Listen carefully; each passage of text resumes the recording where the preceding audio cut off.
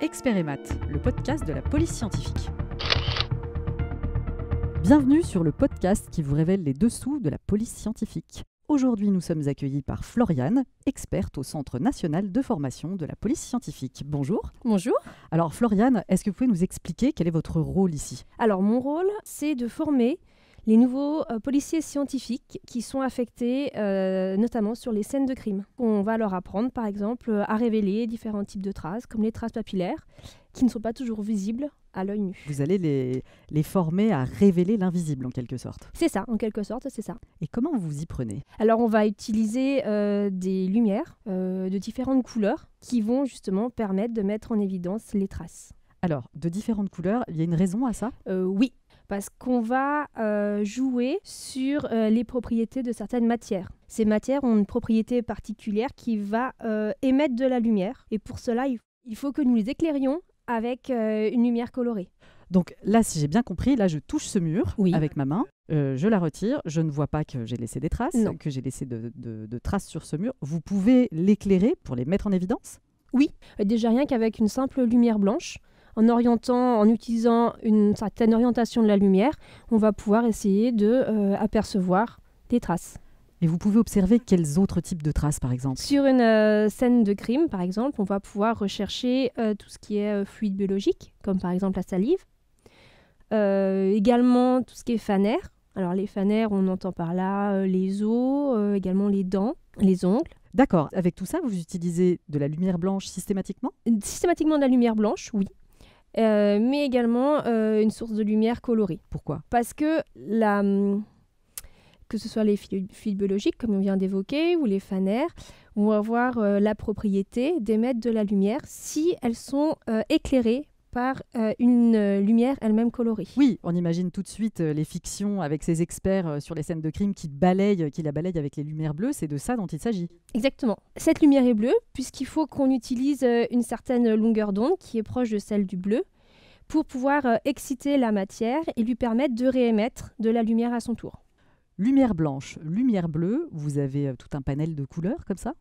Oui, on va jouer avec tout le spectre de couleurs visibles. En fait, on va aller du violet, voire même un petit peu avant l'ultraviolet, donc qui n'est pas forcément visible toujours à l'œil nu, mais on va aller de l'ultraviolet jusqu'à maintenant même l'infrarouge. Donc vous utilisez des lunettes également pour que ce soit visible pour vous ? Oui, en fait, quand on va éclairer justement avec notre lumière bleue, cette fameuse lumière bleue, pour pouvoir observer la lumière qui va être émise par la matière, il faut que l'on porte des lunettes colorées également. Souvent, c'est des lunettes qui sont entre le jaune et l'orange pour pouvoir observer cette lumière émise. Sinon, on ne verrait rien à l'œil nu. Vous avez tout à l'heure évoqué les fluides biologiques. Si on parle de sang, naturellement, quand on pense à une scène de crime, on imagine tout de suite des traces de sang. Comment vous vous y prenez ? Alors, pour la recherche des traces de sang, on va utiliser des techniques chimiques qui vont permettre de mettre en évidence ces traces de sang. On voit aussi souvent dans les séries télévisées justement des experts qui pulvérisent quelque chose et on voit apparaître les traces de sang, un peu avec une couleur bleutée. Et on utilise ça également pour rechercher même les plus infimes traces de sang. Alors là, on est dans un procédé un petit peu différent. On va pulvériser un produit. Est-ce que vous pouvez nous en expliquer le principe ? Alors, quand on utilise de la lumière, en fait, c'est simplement quelque chose de physique, on va dire plutôt. Alors que pour le sang, on va vraiment rentrer dans de la chimie. D'accord ? On va utiliser un produit qui, avec le sang, va produire une réaction chimique. Et cette réaction va en fait émettre de la lumière. On va utiliser vraiment ce qu'on appelle la chimiluminescence. Et pour que nos auditeurs comprennent bien, quelle différence vous faites entre luminescent, phosphorescent, fluorescent ? On entend tout un tas d'adjectifs différents. Est-ce que vous pouvez nous éclairer là-dessus, justement ? Alors, la luminescence, c'est un terme vraiment générique qui reprend et fluorescence et phosphorescence. Tout à l'heure, je vous l'expliquais, on va éclairer avec une lampe bleue, par exemple, une matière qui va réémettre de la lumière. La fluorescence, c'est le même principe, on va éclairer avec une lumière colorée et la matière va réémettre. Lorsque je vais arrêter ma source de lumière, la matière va arrêter immédiatement de réémettre de la lumière. C'est ce qu'on appelle la fluorescence. Vous avez un exemple de fluorescence, par exemple, un type de trace qui réagit de cette façon-là ? La plupart des procédés de révélation qu'on utilise, notamment pour les traces papillaires, ont cette propriété-là. Donc, lorsque la luminescence s'arrête, lorsqu'on arrête d'éclairer la trace. Contrairement à la phosphorescence, où lorsqu'on va éclairer la matière, elle va réémettre de la lumière. Mais lorsqu'on va éteindre notre source de lumière, la matière va continuer de réémettre un peu plus longtemps. Alors, on l'utilise un peu moins en police scientifique. Dans la vie courante, par exemple, ça peut être les petites étoiles qu'on accroche au plafond des chambres d'enfants, en guise de veilleuse. D'accord, enfin, ça, je pense que tout le monde pourra comprendre. En ce qui concerne les traces de sang, oui. La réaction chimique dont vous parliez, on est dans quoi? Dans la fluorescence? C'est pas pareil, vu que c'est une réaction chimique, en fait. Tant qu'il y a des réactifs qui vont pouvoir agir ensemble, on va continuer à avoir l'émission de la lumière. Une fois qu'un des réactifs, que le réactif A ou le réactif B n'est plus disponible, la lumière va s'arrêter. D'accord. Donc, pour en revenir à ces traces de sang, est-ce que vous pouvez nous expliquer ce qui réagit concrètement dans ces traces? Donc, on va pulvériser une solution chimique à base de luminol. Et cette solution chimique a besoin du fer contenu dans l'hémoglobine du sang pour être catalysé. Et c'est ce qui provoque la réaction lumineuse. Exactement. D'accord, c'est incroyable.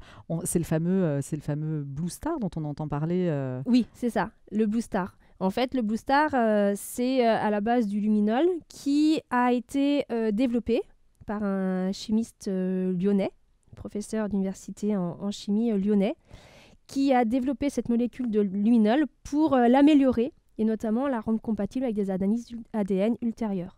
Et pour obtenir ces réactions lumineuses, est-ce que vous êtes obligé de procéder à ces révélations dans l'obscurité? Il est préférable que ça ne soit pas l'obscurité totale, mais d'avoir un petit apport de lumière, donc plutôt de la pénombre. Et ça fonctionne aussi bien en intérieur qu'à l'extérieur? Oui. Toutes les scènes de crime sont importantes. C'est vrai qu'en ce moment, on a beaucoup entendu parler de violences sexuelles, notamment à l'égard de femmes et d'enfants.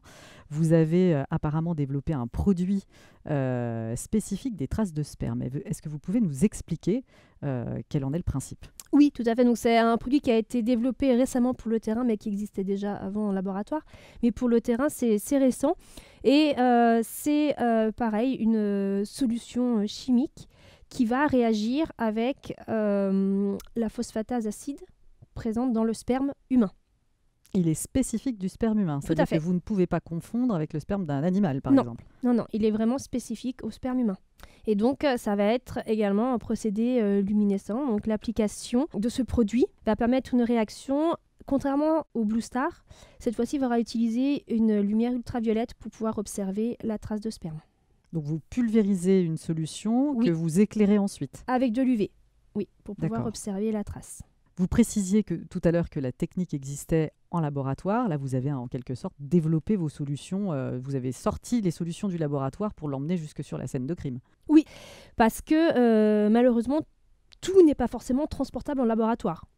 Donc parfois, je ne sais pas, moi, ça nous arrive des fois de faire des viols dans des caves et malheureusement, on ne peut pas prendre le sol de la cave pour l'emmener au laboratoire. Donc il a fallu trouver des solutions pour pouvoir directement pulvériser sur des sols, des murs, voire même aussi en extérieur, sur des feuilles en pleine forêt. Tout à l'heure, vous parliez d'infrarouge. Est-ce que vous pouvez nous en dire plus ?